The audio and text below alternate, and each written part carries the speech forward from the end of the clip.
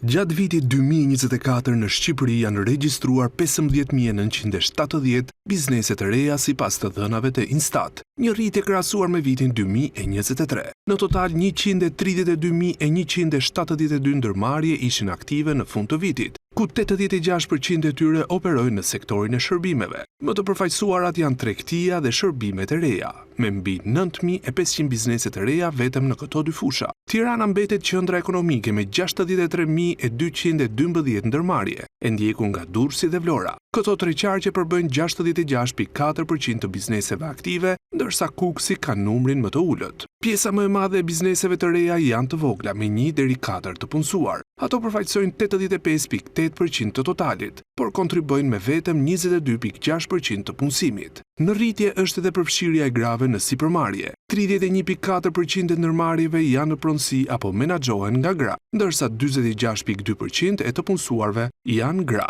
kryesisht në sektorin e tregtisë dhe shërbimeve. Analistët e tregut vlerësojnë se rritja e regjistrimeve të bizneseve tregon një klim më të favorshme sipërmarrjeje, por theksojnë se sfida mbetet që këto biznese të zhvillohen dhe të bëhen më konkurruese përballë informalitetit dhe pengesave strukturore.